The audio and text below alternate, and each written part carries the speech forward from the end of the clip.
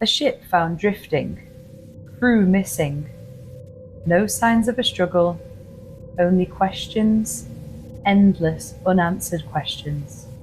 They call them ghost ships, lost to storms, or something worse.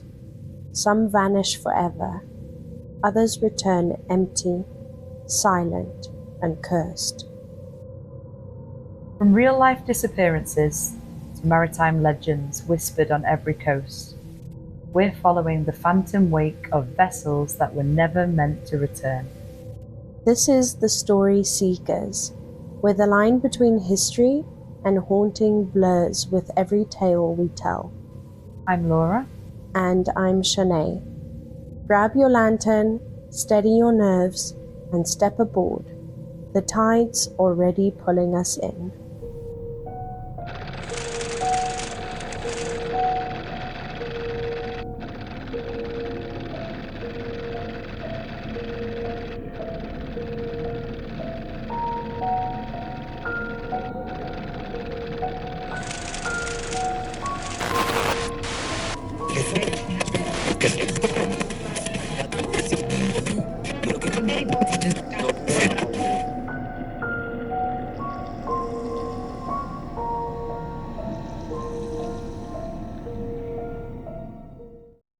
Hello, Nay. Hi, how have you been? I'm good.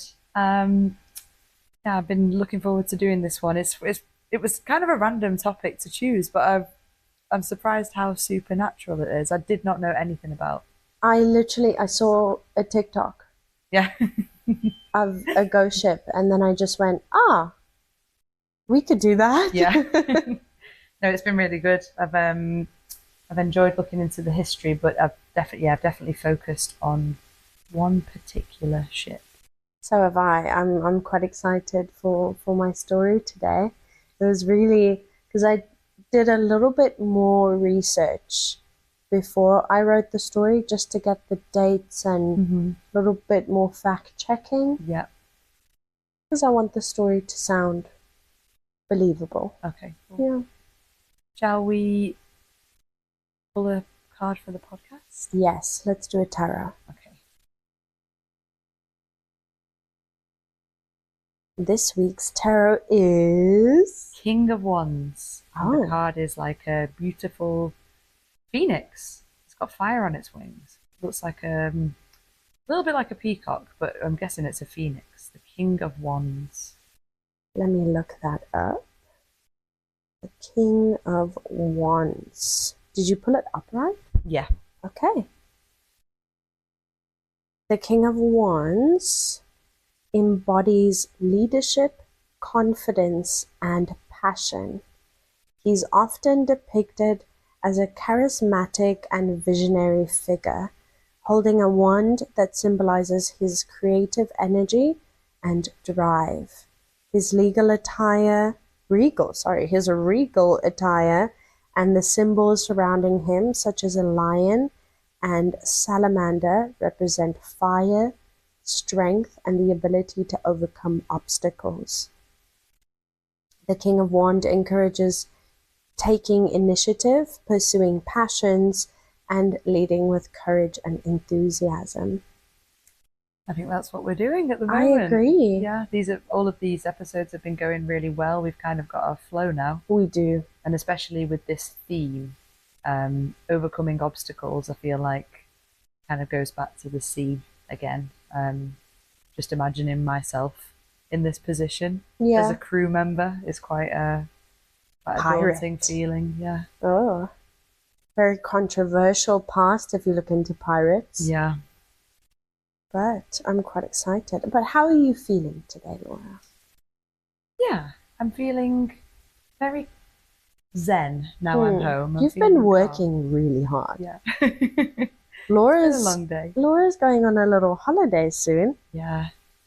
I'm taking a trip back to, via Europe, taking a trip back to the UK to see family and then on to Japan. So things are very up and down at the moment, but I think working hard, making that holiday money. I feel like every little bit helps. I've got quite a set goal of what we want to do when we're in Japan. So I want to like have enough cash to, Because Japan's expensive. and I want to And do you, everything. It's yeah, like you my want to dream holiday. enjoy it. You Yeah. don't want to be penny pinching. Yeah. Yeah. How are you? Good. Good. Kind of good. I woke up this morning and I felt fine, like pretty happy. Mm. And I got downstairs and my dog had peed in front of the door. So I saw that. And then I just kept seeing mess everywhere. No. That really And sets your mood for the rest of the day, really. so I went into, which was not my plan for today, was not cleaning, but it just got me, even before I had my first cup of coffee, which was not great. So by the time Peter came downstairs, I was just a little ball of flames. And I You're was... the phoenix. Yes. Yes. I was reborn in hell. Oh no. Oh. No, it was horrible. So, and our friends are going away on a trip for the weekend, so I knew that their dog was gonna be dropped off in the morning. So I just kind of went into cleaning mode, even did a bit of gardening. Yeah. Yeah. But after that, I did feel a lot more relaxed. Yeah. It's And sometimes then- good just to get it over and done with, and then you enjoy the rest of the day. It's not in the back of your mind, but waking up like that is not nice. No. And I woke up happy. Yeah. In a good Like, I mood. was fine before this. But on my way driving here, I started feeling cramps. Oh no. And then I went, oh, this morning makes a little bit more sense Yeah. now. Usually I'd be a bit more lighthearted, but yeah. Yeah, usually if he does have an accident, because we take him out in the evenings before we go to bed. So if he does have an accident, usually I feel like, oh, it's okay. We'll make sure you go out more often or whatever. But this morning, Your patience was thin. I didn't even yell. Usually I'll yell because I'm loud. Didn't, no, just quiet fury. Yeah, that's the worst though. Yeah. To the point where Peter, when Peter did come down and said, good morning, so chipper, I just went, Not hi. a good morning. Hi. He went quiet and left. But I'm feeling a bit better now. Yeah. It's nice to have this to kind of unwind and just take your mind off the mundane, everyday things, I think. Almost every time we meet, though, when we do get together, I feel a lot more relaxed. I do. Yeah. It's really nice to unwind. Feels like you've accomplished something. Like Yes. all of your research and just kind of planning is done. But Feels also good. takes your mind off of Yeah. life. We can just kind It of does. sit Yeah, and it's so chat. completely different, like a different topic every time. It's really And we're nice. usually quite excited about the story, so Yeah. that brings those endorphins out. yeah, definitely. We are talking about ghost ships today. Laura, are you ready for a story? I am ready to hear the story. I'm very excited. I'm I'm going to really imagine sorry. that I'm at sea. I'm really sorry if it's long. No, it's okay. It might not be. We've said this before. Every time one of us writes a story, we come together and go, oh, this might be really long, and then it's 3 minutes Yeah. and it's over. That's what she said. All right. Personal log. Robert Harris, September 15th, 1810. Cape of Good Hope. See you beneath yon cloud so dark, vast gliding along a gloomy bark. Her sails are full, though the wind is still, and there blows not a breath her sails to fill. Oh, what doth that vessel of darkness bear? The silent calm of the grave is there. Save now and again a death knell rung, and the flap of the sails with night fog hung. By Thomas Moore. These verses stirred in me a restless, a restlessness I could no longer ignore. What once I dismissed as mere seafarer's superstition now calls to me with uncanny weight. I have travelled to the Cape Colony, now under British control, in search of answers concerning the legend of the Flying Dutchman. It is said that she sails still, captained by Hendrik van der Decken, once of the Dutch East Indian Company, a man defiant of God and nature alike, cursed to roam the oceans till Judgment Day. I myself was struck by the savagery of the seas upon sailing into the waters of the Cape. Here, where the cold current from the Indian Ocean meets the warm tide of the Atlantic, the very heart of the ocean seems to war against itself. As we drew nearer to the Cape of Storms, the air grew heavy, thick as if unseen hands pressing against the sails. A creeping fog rolled in from all sides, swallowing the horizon and muffling the creak of the timbers beneath our feet. Never have I known the sea to feel so close, so sentient, as though it watches us waiting. Never in all my days have I known fear as I did then. The crew, once bustling and shouting out orders, had fallen into a tense and unnatural silence. Not even the wind dared to speak. Then came the cry from the watchman, his voice cutting down from the crow's nest like a blade through sailcloth. "Breakers dead ahead!" The warning echoed across the deck as others took it up, their voices rising in alarm. "Hard to port! She's near the jag!" someone shouted. The captain gripped the wheel, his face grim and his eyes alight with terrifying focus. "Helm alee! She'll tear herself apart on those fangs," he bellowed. "Heave the lead, man! We've no sense what lies beneath. Ease the sheets!" The crew sprang to life like a struck hive, every man running to his station, following orders with the urgency of those who've glimpsed death. I kept low and tried only to stay clear, no use being underfoot while the ship danced with doom. Then, at last, the fog broke. A cry rang out from the bow. "Land ho!" The men cheered, loud and fierce, and I near fainted from the sheer relief of it. The captain's shoulders eased, though his jaw remained clenched. He barked out fresh orders, and the crew returned to their work, alive and whole but visibly shaken. I shall never forget the sensation of stepping onto solid ground once we docked. The earth seemed to sway beneath me as if in mockery of the sea, but I kissed the dirt all the same. Having come through such a harrowing ordeal myself, I can scarce imagine the terror that must have gripped the men aboard the Flying Dutchman. What despair must have filled their hearts to face death so closely, with no safe harbor in sight. I wonder if, in that dreadful hour, their captain did not cry out to God, but turned instead to darker forces. Perhaps it was not faith that filled his lungs, but defiance, or desperation, that led to him to strike a bargain with the devil himself. The Flying Dutchman has been sighted in these very waters for many years.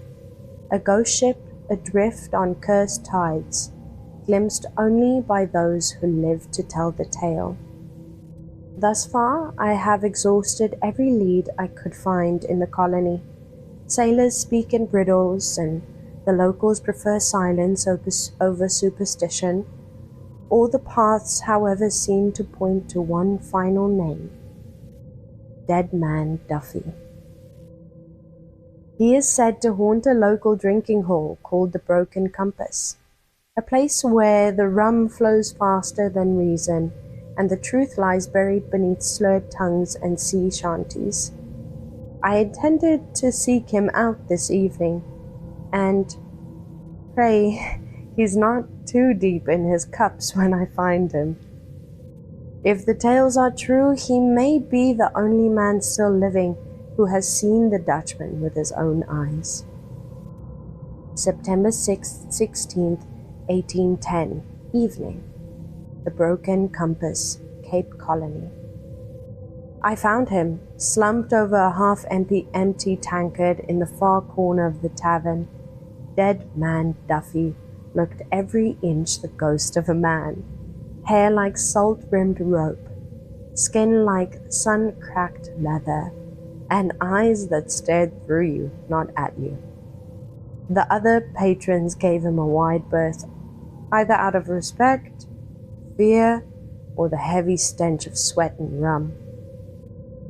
I approached cautiously, coin in hand and questions in mind. He grunted when I said the name Flying Dutchman. But it was not denial, it was memory, a long one. I bought him a drink. God help me, it was his third or perhaps his 13th. And after a time, his tongue began to loosen. What follows is the tale, as best I can recall it. His voice raspy, slurred at times, but unwavering in tone. I shall attempt to preserve both the essence and the phrasing of the old salt's words. Ain't no ship like her, black as night, sails torn but full in dead calm gliding. Over the water, like a ghost, don't know it's dead. Saw her off the Skeleton Coast 20 years back, maybe more. Crew didn't blink nor breathe, just stood staring, pale as bones, eyes like storm glass. And the captain. He paused here to down the rest of his drink, eyes narrowing like a man watching a fire, consuming something precious. The captain was laughing. Not right, that laugh. It weren't joy nor madness. It were defiance, like he'd spat in God's face and dared him to answer. They say he cursed himself. Wouldn't turn back from the Cape. Dared the devil to stop him, and the devil heard. Now he sails forever, trying to round the Cape, doomed to never make it past. He wouldn't say no more. The barkeep came and sent him off to the back room, muttering that Duffy always speaks of the Dutchman when the fog rolls thick and the tides run high. I left the tavern with my thoughts in a knot. If even half of what the old man said is true, then the Dutchman is more than a sailor's tale. I believe I'm closer than ever to the truth, and yet I do not know if I should feel triumphant or afraid. Personal log, Robert Harris, September 17th, 1810, Cape of Good Hope. After speaking with Duffy, I returned to my lodgings, stumbling into my room. I was forced to have a few drinks with the man, and drinking with such an experienced drunkard tested my weak tolerance. Before the barkeep sent him off, Duffy had called over his shoulder and told me to meet him again tonight, and he could tell me more. I'm not sure if he truly knows more, and if I'm dealing with a man that is just desperate for company. I collapsed upon my cot without even removing my boots, and no sooner had my head touched the pillow than the dreams began. They were unlike any I've known. The sea was all around me, churning black water beneath a sky split with lightning. The fog lay thick over everything, swallowing the world in silence. Then out of the mist she came, a ship vast and ruined, her sails torn and blackened by flame. She moved without wind, gliding through the water like death incarnate. On her brig stood a captain, his back straight, his coat in tatters, and though I could not see his face, I heard him. Laughter, cold and triumphant, a sound not born of joy, but of defiance or madness. And above him, looming like a shadow cast from hell, was the silhouette of a horned figure. I awoke with a start, drenched in sweat and unable to shake the image from my mind. It felt more than a dream, as though I had seen something I was not meant to see. Evening. Second meeting with Mr. Duffy. I returned to the broken compass before sundown, hoping to find Duffy before the rum claimed him for the night. The tavern was quieter than before, the fog outside thick as soup, pressing against the window like a living thing. He was already there, seated in the same corner as last night, his face drawn and pale. A single tankard sat before him, untouched. When I approached, he looked up, and I swear a flicker of knowing passed through his eyes. We said nothing for some time. Then, without prompting, he rasped, "You dreamt of him, didn't you?" The blood drained from my face before I could mutter reply. My hands trembled and nausea surged in my gut like a rising tide. I took a long pull from the nearest tankard, more to steady myself than out of thirst, and tried to breathe through the growing weight in my chest. Duffy leaned in, voice low and grave. "I have to warn you, lad. Those who chase the Dutchman are always seen first by the Dutchman himself." He paused, letting the words sink like lead in water. "Are you sure you want to go down this path?" I could not answer him straight away. Duffy's eyes bore into me, not with menace, but with something far worse, pity. He looked upon me as one might a man already lost at sea, too far from shore to save. "Yes," I whispered, though I do not recall making the decision. "I must know." He sighed, leaning back, the candlelight dancing in the hollow of his cheeks. "Then God help you, boy." He'd told me little else that night, only that some who seek the Dutchman find more than they bargain for, and that not all who glimpse her are taken by the sea. Some live on, haunted and hollow, marked by the ship's passage through their lives like a scar that never heals.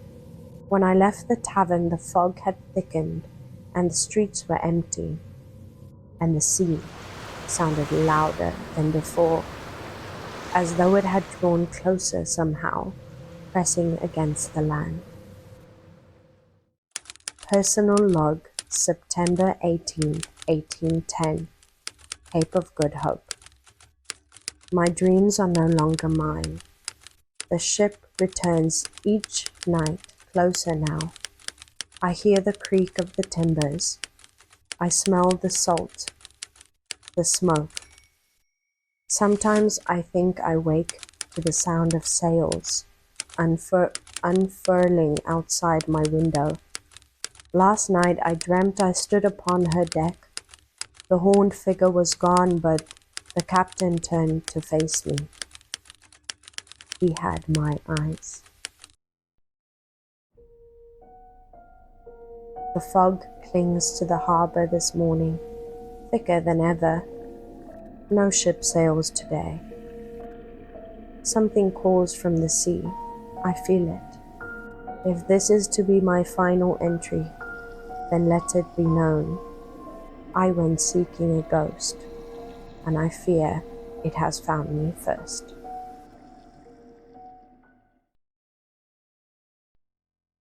The end.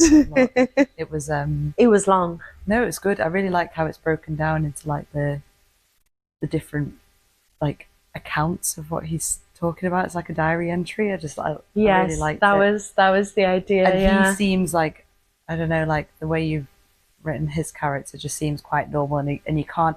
I guess that's what the historical side or like the supernatural side brings out, is like you don't know whether this person is like just descending into madness, or is it there? Is it there? Is it something else? Is it the mystery that's just driving them crazy, or not knowing, always being like on the edge of your seat waiting to hear the story, and people are just like, well, you know, it's like treasure hunters. Treasure hunters go mad eventually because they just get so obsessed. I can imagine if you're a ghost ship hunter, you would probably go mad, or at least people would believe you mad. I'd be intrigued to know if there are people. I guess there are. I'm sure people who go and kind of like wait for sightings of it, or they've. I reckon most definitely. I'm sure, like, especially because I know I believe there's a little card you can get if you've seen Bigfoot.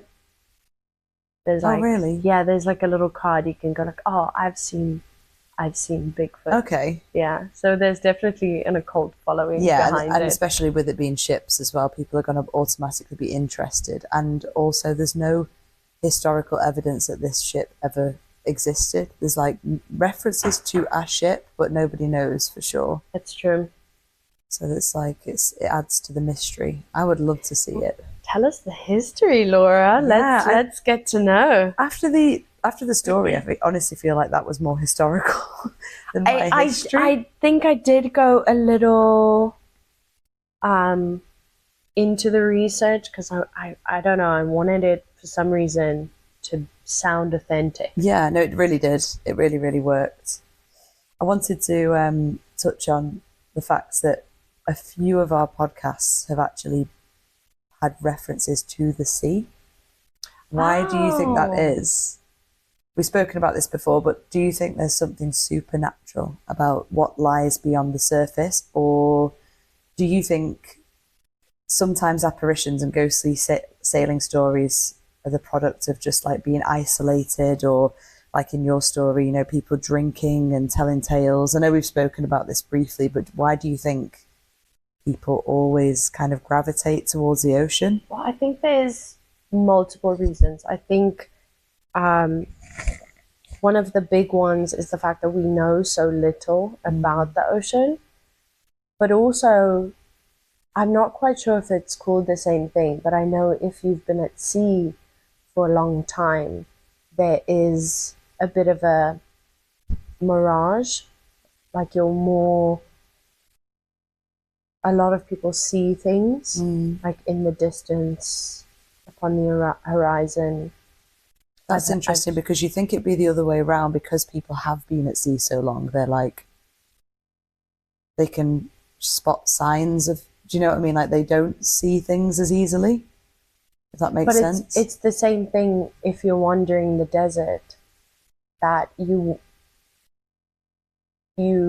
will see water, and I'm sure that you know that there's not water, but you still see it. Yeah.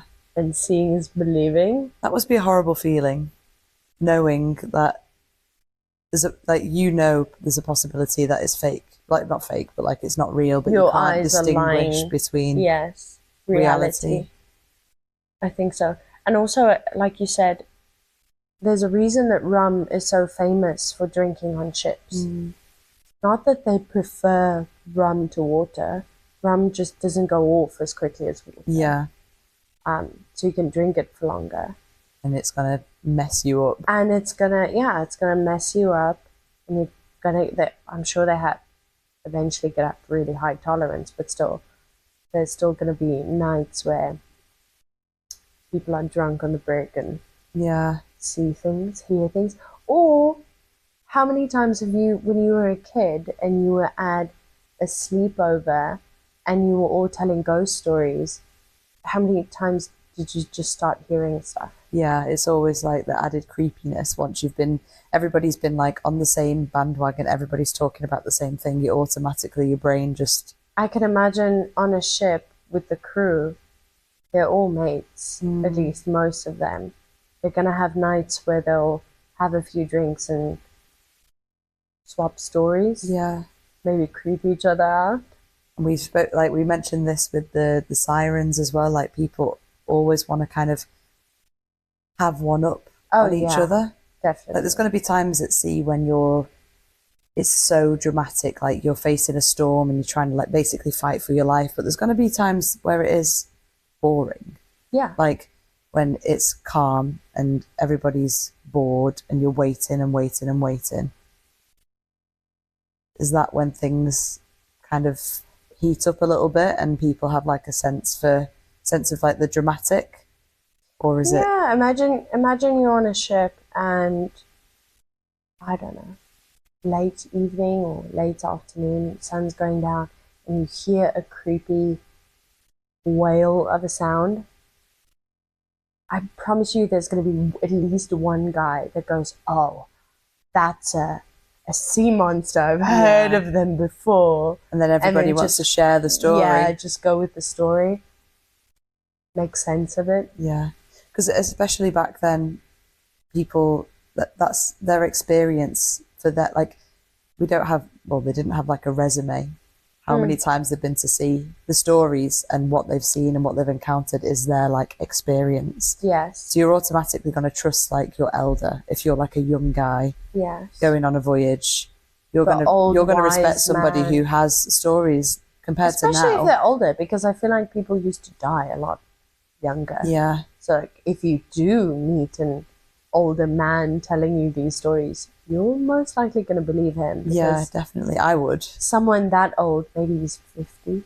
Not that 50 is old, but 50 Old back then was old. Yeah. So maybe he's 50 and his skin is made of leather. Yeah.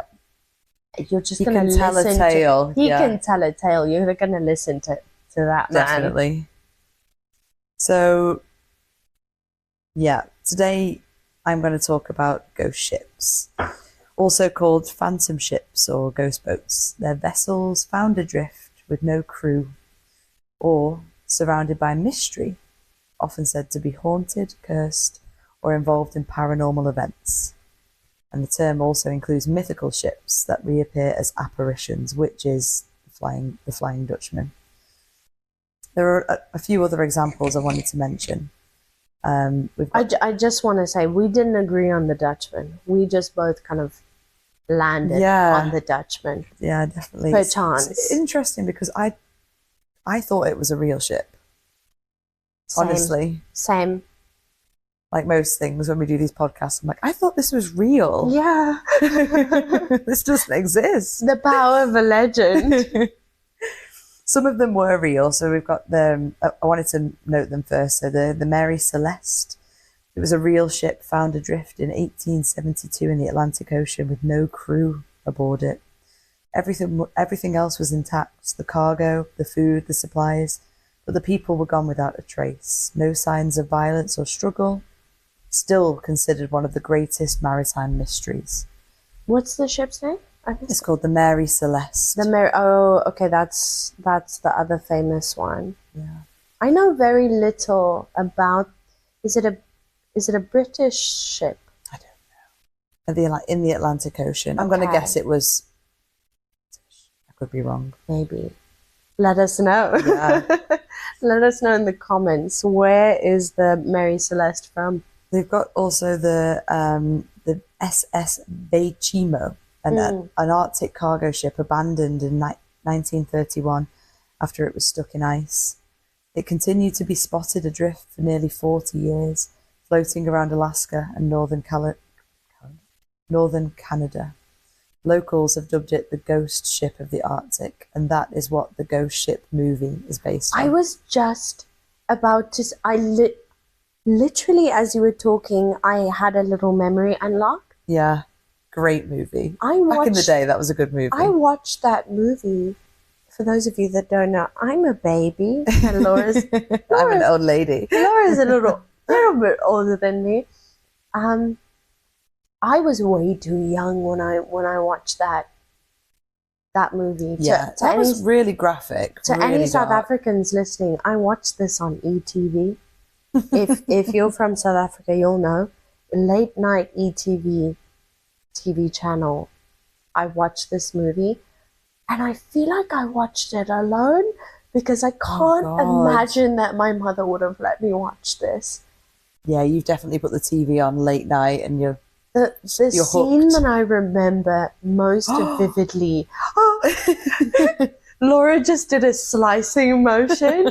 Yes, exactly. The little stuck with girl me for a while. Yeah, while they were. We need to watch that movie. Yeah, we should watch that. That was terrifying. For some reason, I don't remember the majority of the movie, but I really remember that scene. There was the slicing, the infamous slicing scene, and then there was a scene in a swimming pool. I think there was a really hot woman, a very woman swimming pool. Yeah, it's gonna be maybe no. There was a woman that looked cute. She looked very Marilyn Monroe-esque. Okay, this was not the swimming pool, I don't think. And she would seduce some of the men. Okay, and then make out with them, and then the moment they, come away from the kiss, she's dead. Very Shining. Yeah. Very, very creepy. Memory unlocked. Yeah, we'll have to watch it. Oh, and that's the ship that this is based apparently. off of. Terrifying. Or a combination of them, but yeah, people have compared it to the Mary Celeste. No, the SS Batchman. Okay. Then we've got the MV Joyita. It was another vessel found adrift in the South Pacific in 1955. All 25 passengers and crew vanished. The ship was still seaworthy, but there were mysterious signs like missing lifeboats, broken radios, and blood stains aboard the ship. That's terrifying. Because at least with the Titanic, we know it happened. Yeah. And people are still, especially now, they're really trying to get to know everything that they can because the Titanic's basically disintegrating. Yeah. And it's not going to be there anymore in the next few years. Yeah, I'm guessing. I heard they were bringing up like big parts of it. Yes. They were going to try and bring. Maybe I imagine that. I think they're going to bring up big parts of the boat. Yes, recently there's a lot of talk about the Titanic, but that's kind of terrible. But we get it. Yeah. With this, what happened? Yeah. Where did they go? Why did they abandon ship if the lifeboats are missing? Yeah. And the rig is fine. Yeah. It can still go. I would like to know. That just screams paranormal to me. Yeah. See, for me, I would think from the other way. I would love to know, like, if anybody does know this, there's definitely probably like a psychological illness that you get specifically being at sea. Yes, but it's not like isolation, but do you know what I mean? I feel like these ships have big crews. And not one person left. Not one person was left sane. They just all together went insane and lost their minds, which is also terrifying. Yeah. We're obviously not psychologists. I'd love to be a fly on the wall, or fly on the ship. Oh and just see what happens. Maybe they all got sliced. Oh, God. You said there was blood. There was. So yeah, after you mentioned South Africa and its ties to the sea, I wanted to look into any ghost ships that were associated or linked to your home country. My home country. And ironically, one of the most iconic ships was mentioned, the Flying Dutchman, which I believed was a legit ship. It wasn't. It's the most famous ghost ship legend. So the Flying Dutchman was a 17th century Dutch vessel, apparently. No, ignore me. This is word of mouth. A 17th century Dutch vessel doomed to sail the seas forever. It's said to be seen glowing with eerie lights, especially around storms, and sailors believed seeing it was a very bad omen, foretelling death or disaster, especially on their own voyages. And it's been immortalized in books and movies, particularly Pirates of the Caribbean. Did you know, I don't know if you ever watched Black Sails? No? It's a very, very popular, I think, like a pirate movie, or series. Really, really good. And that was also shot and filmed in South Africa. Okay, cool. Watch it. I think you and Adam would enjoy it. Black Sails. I'm not quite sure what year it came out. Okay. I'll give that one a go. Recommendation on the Story Seekers. Go watch the Black Sails. So the word of mouth history goes like this. It was in the 1600s. It was a Dutch trading ship captained by a man named Hendrik van der Decken. Van der Decken. That was terrible of me, sorry. It's Dutch, it's fine. And it was said to be making its way around the Cape of Good Hope. The weather was brutal and the waves were monstrous. But most people believe the captain was proud and arrogant, and when his crew begged him to turn back, he refused. And he's said to have shouted, "I will round this cape, even if I must sail until doomsday." And so he did, or he didn't. As legend has it, he and his crew was cursed, doomed to sail the oceans forever, never to be able to dock, and never to be able to die. They became the Flying Dutchman. So, obviously, there's no truth to that. That's word of mouth, sailors like passing stories along, and that's just really all the history there is. There's been other boats that it's been, like other ships, that it's been compared to. Some people believe it's based off the Dutch East India Company ships, and because they were major sea traders in the 1600s, they sailed a very perilous route around the Cape of Good Hope, where there were many wrecks, and this occurred due to sudden storms. Well, they said that Hendrik van der Decken was part of the East Indian Company. Oh, really? But I did a real quick research about this, as to not get into it too much. But I did watch a video on YouTube where a guy was saying that when they actually researched it and looked into the name, there was no name, like no person by that name during those years. Yeah. But apparently he was one of the captains. Yeah. It says here like there's no record of a historical captain by this name. Yes, but suggesting he was just a composite or fictional character based on multiple maritime tales and people just passing stories along. Just as we said, people getting together and trying to one up each other with stories. But interesting. So Cape Town, which was the Cape Colony, owned or colonized by the Dutch. The Cape was known as the Cape of Storms. Okay. But when it was taken over by the British, it became a British colony, and I think it was King Henry I don't know what number. He decided to rebrand the Cape of Storms to the Cape of Good Hope to bring in more positive, positive idea. And build the colony. Everybody come here. Come here, it's the Cape of Storms. You might die. No, it's the Cape of Hope. There's haunted ships here. And they called it the Cape of Hope because if you see the mountain, means you've made it. Yeah. Table Mountain.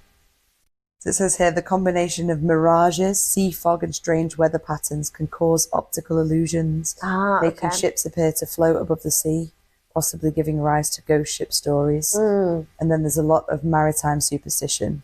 And this ship in particular became part of naval folklore, especially in the 18th and 19th centuries. sailors would report sightings as omens of bad luck or disaster. There was a few sightings I wanted to mention, which one of them like kind of shocked me because it goes back to the king as well. Okay. So we've got sightings by the British Navy. Sailors and officers aboard the British naval vessels reported glimpses of a strange ship sailing against the wind or disappearing into thin air. Residents of the Cape of Good Hope, the area around, is traditionally linked to the legend of the Flying Dutchman. Over the centuries, multiple sailors have claimed to see a phantom ship in stormy weather near the Cape. Some stories mention the ship sailing straight into the wind or vanishing suddenly. Even up until World War II, some German U-boat crews and Allied ships claimed to have seen a strange vessel that did not appear on radar and vanished when approached. While many of these accounts are anecdotal, It was Russians. Oh my God, yeah, imagine. They helped keep the legend alive during the 20th century, so people still believe it. And the most famous sighting was the king. Was it Henry? King Henry? Yeah, King Henry. I think it was the first. The first, yes. I feel like I've read that as well. Okay. So yeah, in 1881, a young midshipman aboard the HMS Bachante was sailing past the Cape. He reported a glowing ship on the horizon, red light pouring from its hull.